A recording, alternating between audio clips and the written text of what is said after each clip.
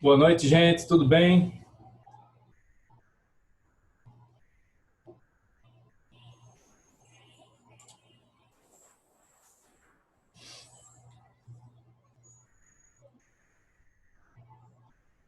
Estão me ouvindo direitinho? Alguém usa o microfone aí também para ver se eu estou ouvindo vocês? Boa noite, Claudemir. Positivo, estamos ouvindo. Beleza. Obrigado, Boa Romildo. noite, tudo certo. Estou Obrigado. ouvindo direitinho. Boa noite. Obrigado. Nada. Muito bem. Então, deixa eu começar logo aqui mostrando para vocês uma coisa interessante da coordenação de pesquisa, né? Aproveitando aqui sempre as oportunidades que a gente tem para mostrar as novidades, né?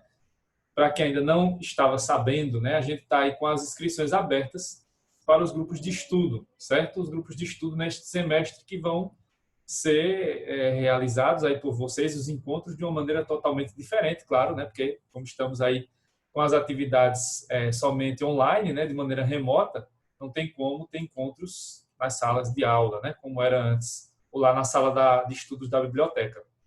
Então, deixa eu explicar aqui rapidinho como é que funcionará, né, a questão dos grupos de estudo neste semestre. Primeiro, que as inscrições estão abertas até o dia 31 de agosto, então tem muito tempo aí para vocês pensarem, né? Se vocês já fizeram os grupos de estudo, já sabem como funciona, né?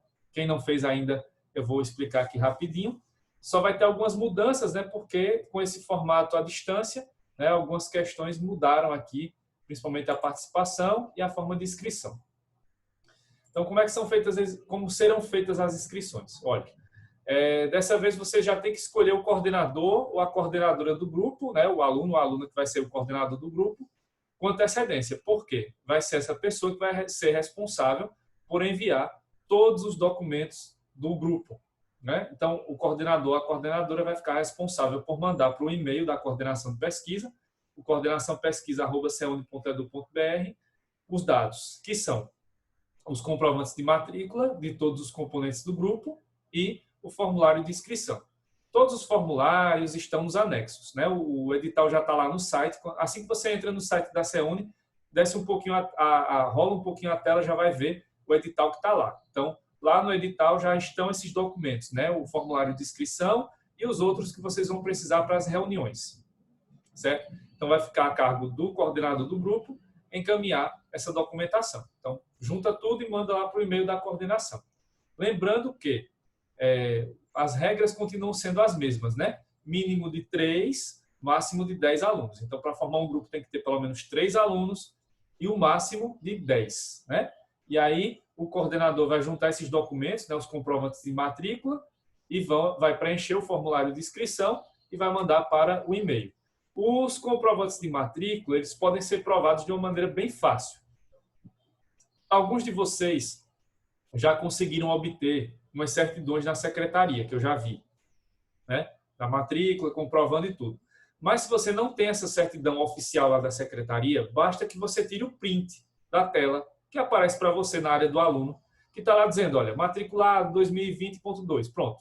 Basta isso que já serve como comprovante de matrícula, certo? Caso você não tenha aquele comprovante lá da secretaria, certo?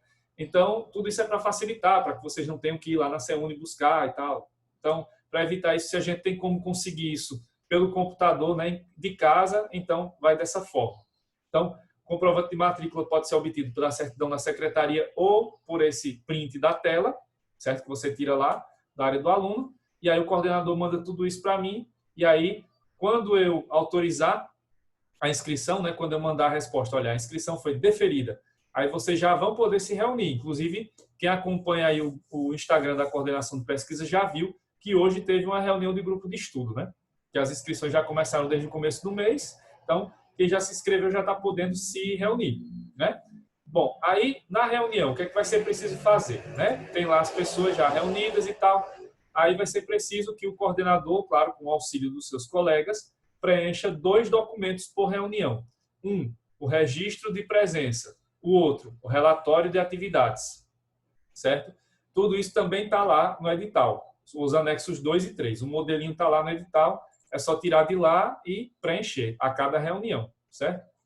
E aí a outra coisa importante, né, outro fator importante, esses documentos, vai mandando a cada dia? Não.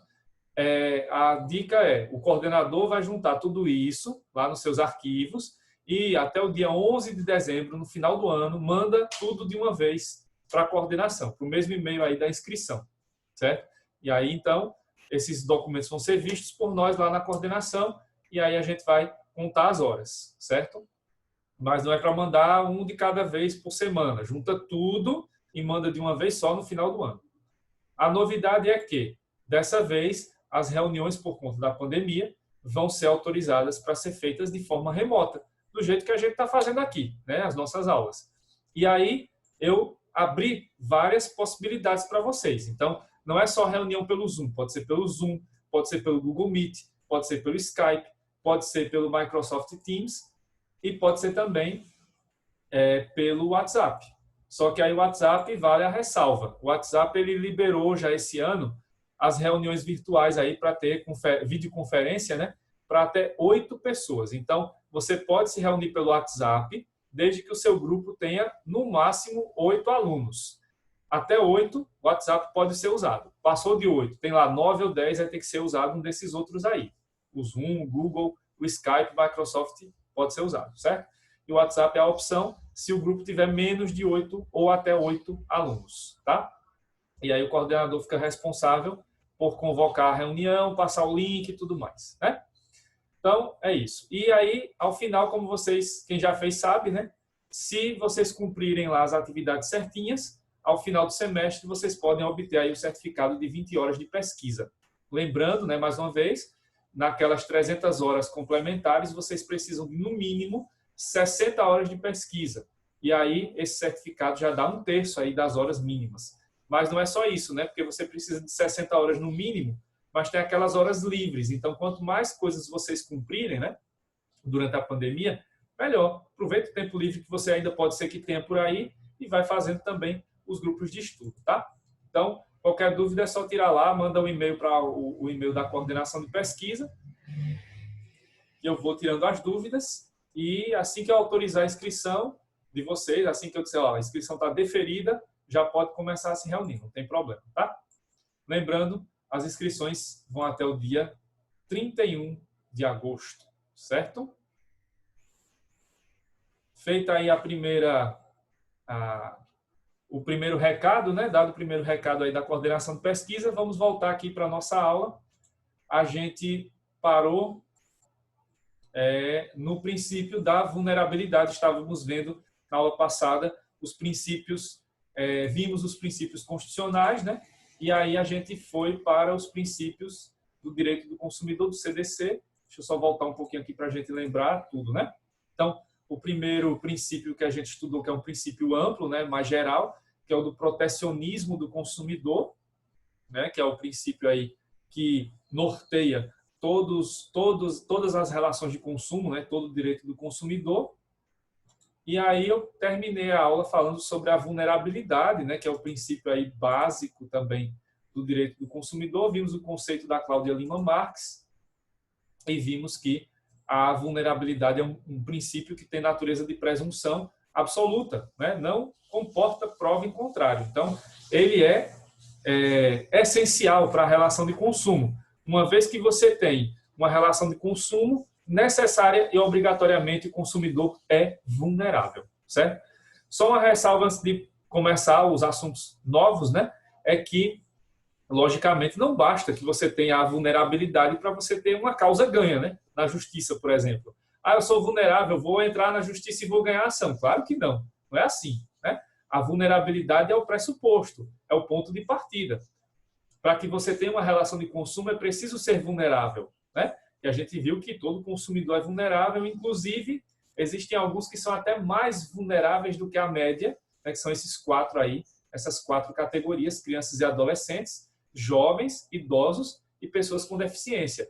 Esses são os que devem ter uma proteção ainda maior, né? Porque tem leis especiais que garantem essa proteção em determinadas áreas, né, de consumo ou no direito do consumidor em geral, como é o caso das crianças e adolescentes, que tem que ter, por exemplo, uma proteção maior, porque elas não sabem distinguir como funciona a publicidade, elas não sabem distinguir bem como é que funciona a questão de comprar mercadorias, né? Então, essas questões aí precisam ser observadas com mais cuidado para essas categorias de pessoas, né?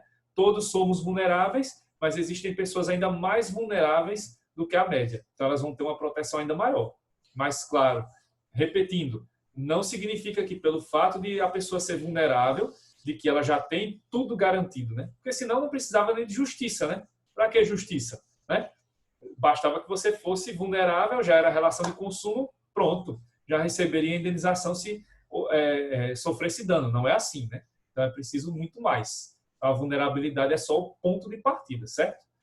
Para isso, né, dito isso, então a gente pode ir para outro princípio, né, que é parecido, mas não é igual, que é o da hipossuficiência, né? Que eu falei também, creio eu, a gente chegou a ver isso ainda, né, a questão do princípio da hipossuficiência, só não fui mais além porque eu não falei ainda das espécies de hipossuficiência, né?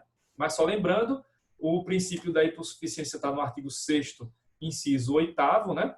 Que determina aí, tem um nomezinho, né? Quando ele for hipossuficiente, então está bem claro o princípio no inciso 8º do artigo 6º.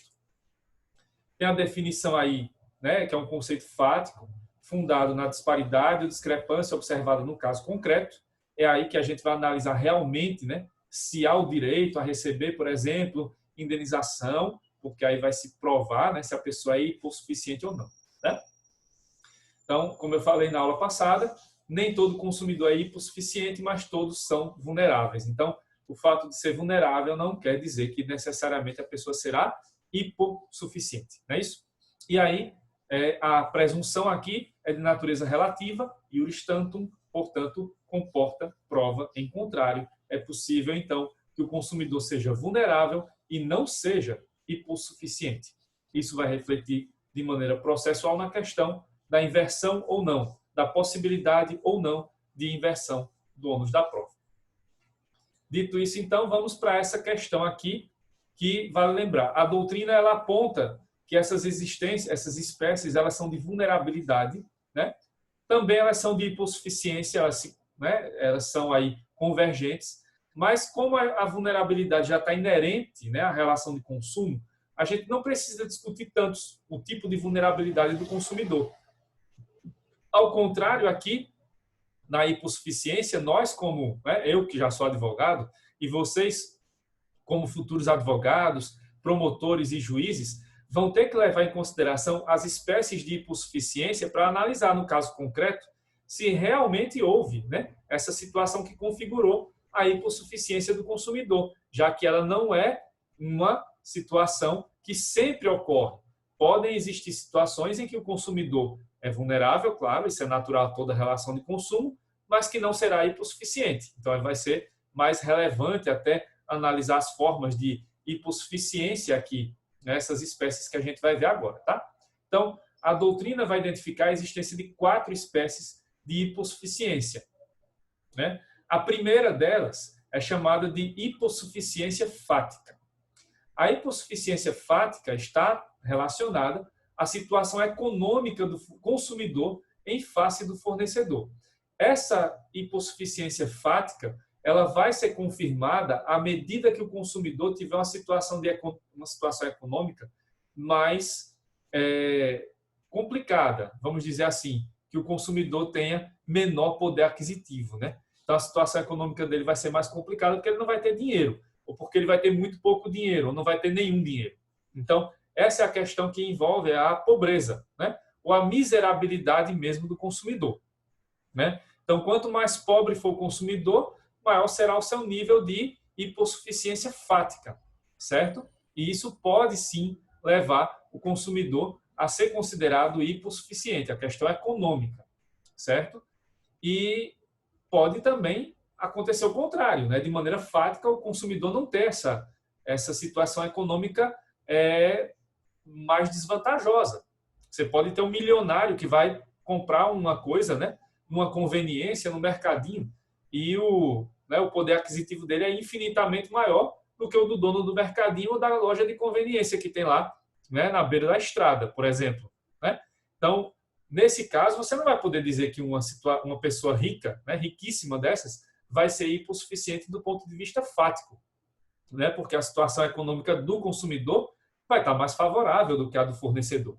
Então, aqui a hipossuficiência fática vai aparecer quando o consumidor for pobre, for miserável, né, tiver uma situação econômica muito inferior, né, desvantajosa em relação ao fornecedor. Aí ele pode alegar hipossuficiência fática, claro, a depender do caso, para que aquela situação se configure, né, favoravelmente, por exemplo, a que ele tenha o direito à inversão do ônus da prova, certo? Então, essa é uma espécie de hipossuficiência, a fática. Como eu mostrei agora, nem sempre, logicamente, se configura. A segunda espécie é a técnica, hipossuficiência técnica. Quando ocorre a hipossuficiência técnica, ela ocorre em virtude do desconhecimento dos detalhes sobre o processo de fabricação ou de uso dos componentes do produto ou do serviço adquirido. Nesse caso, a grande maioria, né, do povo, a grande maioria dos consumidores, vai incorrer nessa hipossuficiência técnica, porque quanto mais complexo for o produto ou serviço, maior será o nosso nível de desconhecimento sobre esses detalhes no processo de fabricação ou de uso desses componentes de produto ou serviço, né? E nós não temos a obrigação de saber, né, desses detalhes. A gente pode saber por curiosidade, por nossa própria formação, né? Mas isso não é obrigatório. Nem todo consumidor, ou nenhum consumidor vai estar obrigado, né, a saber de detalhes técnicos sobre o produto ou sobre o serviço que ele vai adquirir. Então, aí vai haver uma situação de desequilíbrio entre o fornecedor, que vai ter conhecimento detalhado sobre esses processos todos de formação e de criação e até mesmo de comercialização do produto ou do serviço, enquanto o consumidor não vai ter esse conhecimento. Então, comprovada essa situação de hipossuficiência técnica, é possível ter lá a inversão do ônus da prova. Mas isso nem sempre vai acontecer, porque, por exemplo, temos aqui um computador, né, que vai ser vendido. E a pessoa que vai comprar é uma pessoa que é especialista em criação de softwares e na própria, né, criação dos componentes eletrônicos que entram lá no computador. Essa pessoa, lógico, não vai ter suficiência técnica, porque provavelmente ela vai ter até mais conhecimentos detalhados sobre como funciona o produto ou serviço do que o próprio fornecedor. Então, nem sempre vai se configurar essa situação de hipossuficiência técnica, certo? Então, essa situação aí vai acontecer desde que se comprove que há essa desigualdade, esse desequilíbrio, né, factual, esse desequilíbrio técnico entre o fornecedor e o consumidor. Deixa eu ver aqui, tem duas perguntas, né? Lucas, alguns monopólios podem acarretar nessa hipossuficiência fática do consumidor, pois ele, nesse caso, não teria escolha, sem dúvida. Né? Sem dúvida, isso pode ocorrer.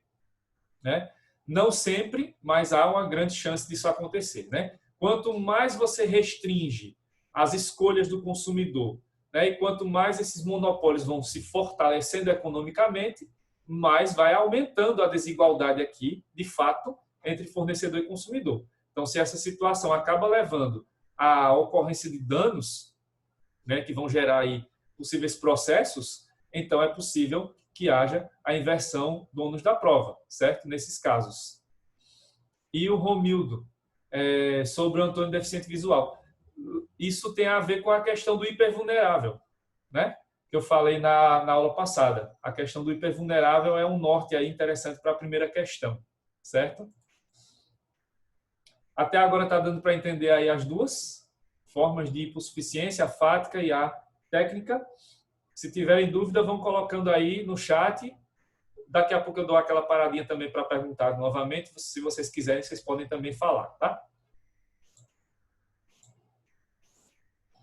Bom, aí temos a terceira forma de hipossuficiência, que é a chamada hipossuficiência informacional, de informações.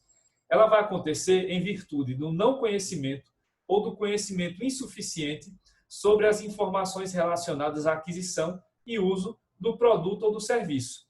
Isso pode aparecer até de maneira banal, certo? Informações.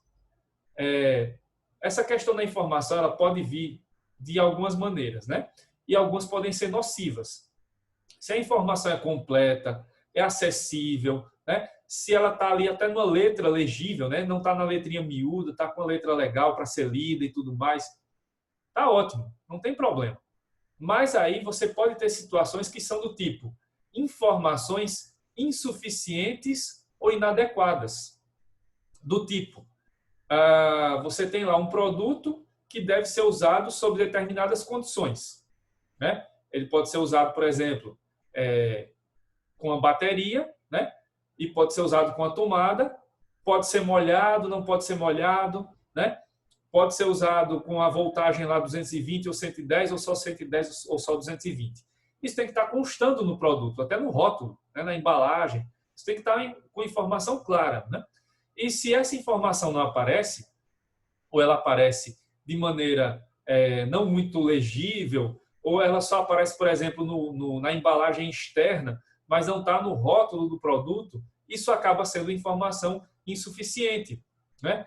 Uma informação inadequada. Bom, você compra um produto importado, certo? Mas produtos importados no Brasil tem que ter, segundo a nossa legislação, a tradução do manual de instruções, por exemplo, para o português. E aí você pega lá um produto, né? Por exemplo, um móvel para ser instalado, e esse móvel está com o manual de instruções em inglês, em mandarim, né? No chinês, e não tem a tradução em português. Como é que você vai fazer lá?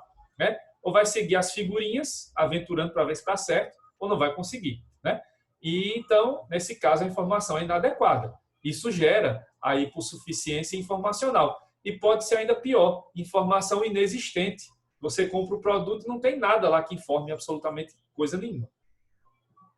Então, um produto eletrônico não tem informação sobre o seu uso, né? É um alimento, não tem informação nenhuma sobre como o alimento deve ser manuseado, se ele deve ser cozido, se ele tem algum ingrediente que pode gerar alergias, outras doenças, né, que as pessoas podem ter, como a história do glúten, né? Então tem as pessoas celíacas que não podem comer glúten, né? Então essas informações, se elas não existem, né, são inexistentes, elas também geram essa hipossuficiência informacional. E se isso gera dano, provando-se que houve essa hipossuficiência, essa desigualdade do ponto de vista da informação, da falta de informação, pode gerar também a inversão do ônus da prova, certo? Isso é mais comum até do que a gente imagina, né? E a quarta forma é a jurídica, a hipossuficiência jurídica, que é relacionada às dificuldades ou mesmo impossibilidade de negociação das cláusulas contratuais relacionadas à aquisição e ou uso do bem de consumo, produto ou serviço. E ela aparece nos chamados contratos de adesão.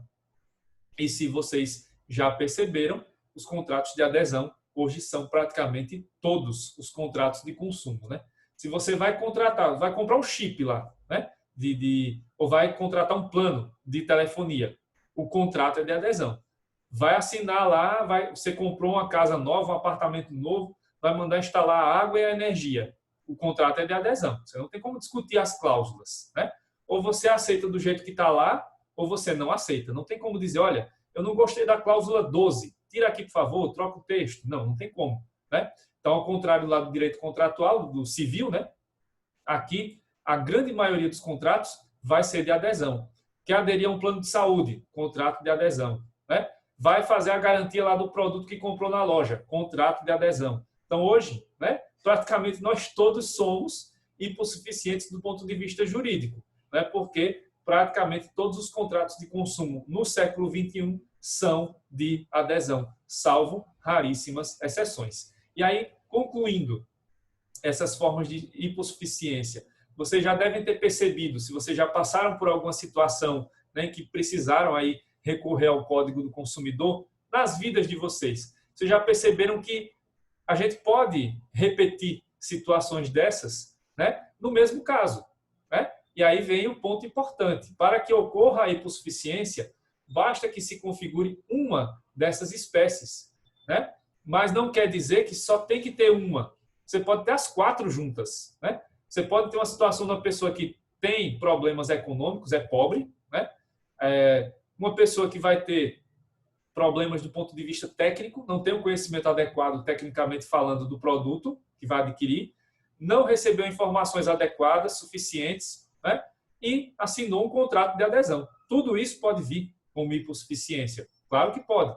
Mas para que você seja hipossuficiente, basta que você identifique uma dessas situações. E aí, se você é advogado, né? Se você vai trabalhar aí na prática, você vai ter isso aí como um subsídio importante, fundamental, para solicitar lá ao juiz a inversão do ônus da prova, que é o principal objetivo aqui, né, da identificação da hipossuficiência, certo? Então, é aí onde entra a questão do artigo 6º, inciso 8º, que trata da possibilidade e não obrigatoriedade de inversão do ônus da prova. Aí a gente quebra um mito. Por quê? No senso comum, né, o povo lá fora, acredita que essa inversão é automática. Acredita que, uma vez que você seja consumidor, você não precisa provar nada. Vai entrar na justiça e vai ganhar a indenização.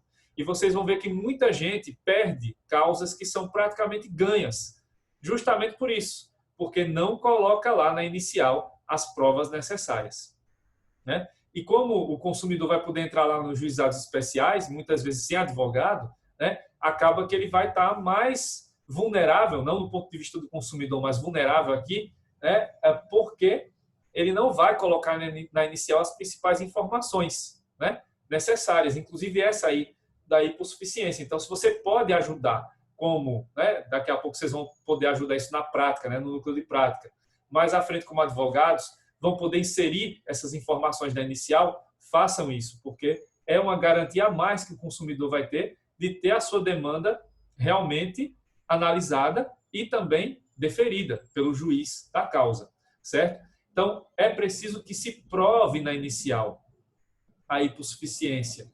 Não basta que você diga lá, olha, eu tive essa relação jurídica, tal, e não menciona pelo menos uma das espécies que a gente viu agora de hipossuficiência. É necessário que se mencione, é necessário que se prove, né, essa hipossuficiência, pelo menos uma dessas formas, porque é assim que se faz para que se solicite lá, né, no pedido, na parte final da inicial, a inversão do ônus da prova. Então, em caso de comprovada hipossuficiência, então é preciso provar que existe a hipossuficiência, aí sim o juiz, analisando a causa, né, a inicial, pode inverter o ônus da prova. Então, essa é uma determinação a ser feita pelo juiz no processo a pedido do consumidor.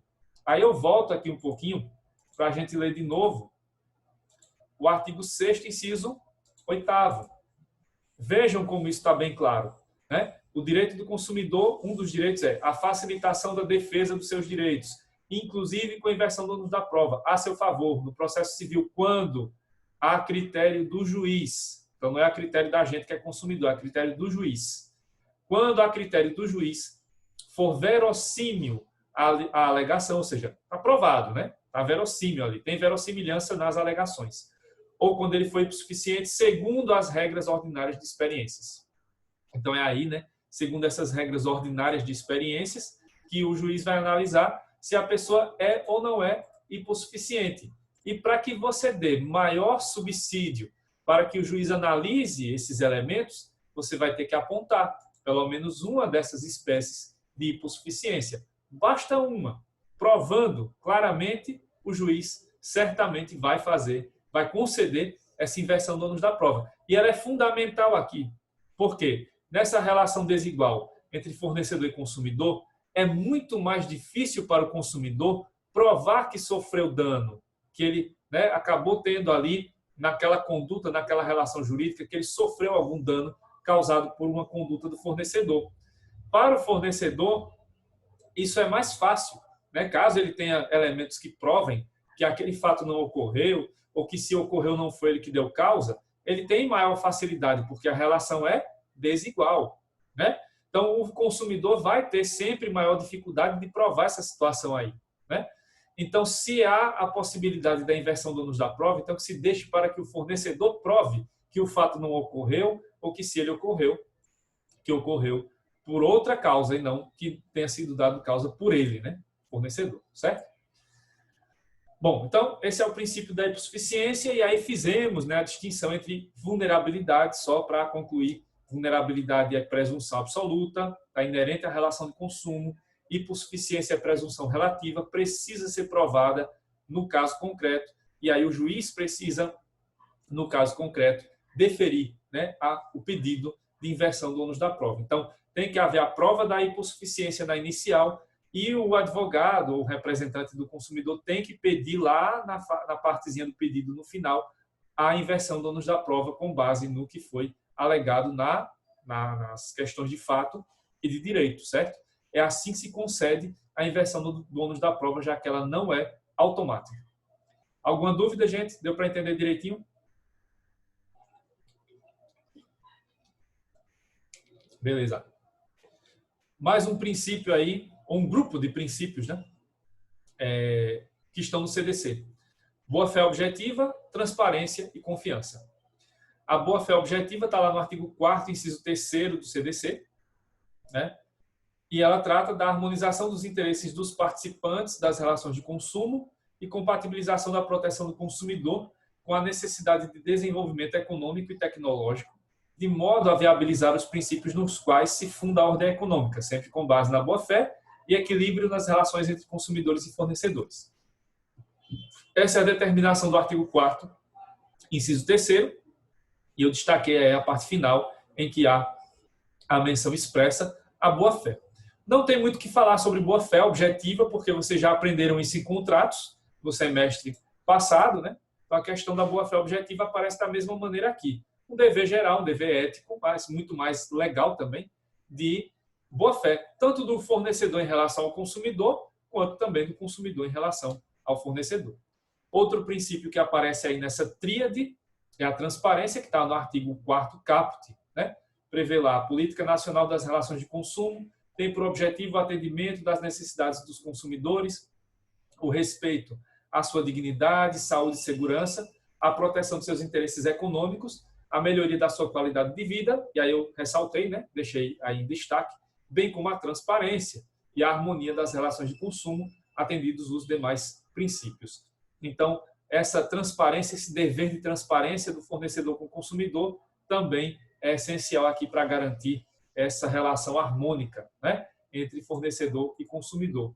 E, finalmente, o princípio da confiança, que está no artigo 6º, inciso 3º, que trata da informação adequada e clara sobre os diferentes produtos e serviços. Por quê? Para que você garanta uma relação de confiança, de fidelidade, né? Essa é uma palavra, né, da moda, fidelização do cliente.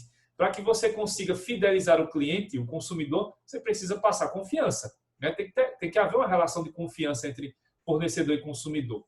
Esses três princípios juntos, conjugados, são essenciais para garantir essa relação harmônica entre o fornecedor e o consumidor, sem grandes problemas, né? Sem agravar as desigualdades que já existem por natureza nessa relação de consumo. Professor, qual é o artigo da transparência? Voltando aqui ao 4º caput. Aí lá no finalzinho você encontra, né, bem como a transparência e a harmonia das relações de consumo. É aí que encontramos, né, o fundamento da transparência. Artigo 4º caput, partezinha final, certo? Então aí, né? Ok, professor, obrigado. Beleza, nada. Diga, Henrique. No caso, a transparência seria um princípio à parte da boa-fé, mas praticamente ela faz parte, né?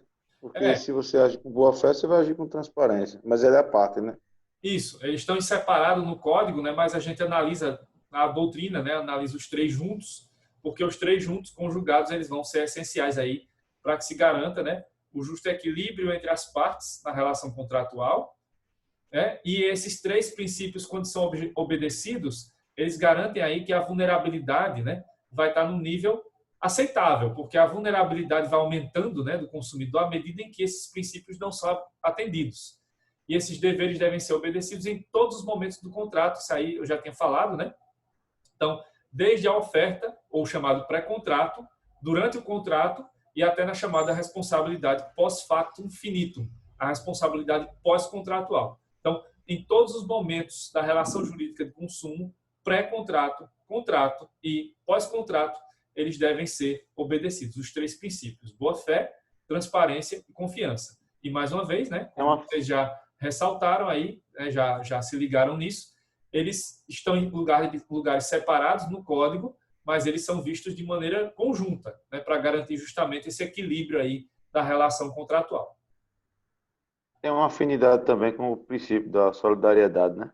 Sem dúvida, né? A gente pode dizer até que no direito do consumidor, no CDC, eles são a expressão da solidariedade, que está lá na Constituição de maneira mais geral. Perfeito. Ok. Temos aí o princípio da função social do contrato, né? Que é um caso clássico da aplicação que vocês já aprenderam aqui da teoria do diálogo das fontes, né?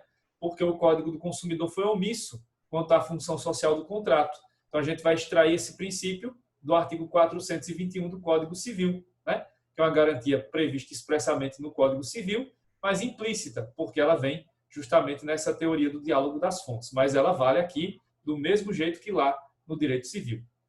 E ela trata, como vocês já sabem, da mitigação das noções clássicas da autonomia da vontade e da força obrigatória dos contratos, a chamada pacta sunt servanda, né? Então, aqui também serve para relativizar essa garantia absoluta, né, de que o contrato é a lei entre as partes. Não. Se é um contrato que tem cláusulas abusivas, claro que elas vão poder ser afastadas em nome da questão da função social do contrato. Outro princípio é o da equivalência negocial. Esse princípio está no artigo 6º, inciso 2 do CDC, que prevê a educação e divulgação sobre o consumo adequado dos produtos e serviços, asseguradas a liberdade de escolha e a igualdade nas contratações. O princípio da equivalência negocial, ele é uma extensão da boa-fé, da transparência e da confiança. E ele é aplicado a momentos específicos da relação de consumo, ou seja, no momento em que o contrato vai ser assinado e no momento em que naqueles contratos de prestação sucessiva, né, que são renovados a cada ano, a cada período de tempo, você precisa renovar. Então, a ideia aqui é de que se evite, né, situações extremamente onerosas para as partes, principalmente para o consumidor. Então, no momento de contratar ou no momento de renovar o contrato, não pode haver cláusulas que vão aparecer ali de maneira surpresa, praticamente, né, para trazer obrigações que onerem excessivamente os consumidores, certo? Então, a equivalência negocial aparece nesse sentido, né? E aí trata da ideia de igualdade de condições nos momentos da contratação ou do aperfeiçoamento da relação jurídica patrimonial. Trata do resgate, né, do antigo significado grego do sinalagma, né, que no antigo significado grego, no original, trata de um modelo de organização das relações privadas por contrato ou convenção, e não como só uma mera bilateralidade, né? E as implicações práticas desse princípio são essas. Primeiro, vedação da exposição do consumidor a práticas desproporcionais, como cláusulas e práticas abusivas, busca pela proteção especialmente da saúde e segurança dos consumidores através de vedação de produtos ou serviços que tragam riscos à saúde dos consumidores, e o direito de conhecer o produto ou serviço a ser adquirido com auxílio do princípio da liberdade de escolha e do direito de informação, que já foi regulamentado por um decreto em 2003. E a desobediência a esses fundamentos desse princípio levam à possibilidade de revisão judicial do contrato ou sua anulação por desequilíbrio da relação de consumo. Por essa razão, então, é que temos aí o princípio da equivalência negocial, que gera, então, pode gerar, né, a sua desobediência, justamente a onerosidade excessiva dos consumidores, né, por essa razão, tá? Repetir aqui o slide, né? Então, vou agora para aquele intervalo básico, já já eu volto, me aguardem aí, que eu vou dar sequência a esse princípio aí da reparação integral do dano. Até já!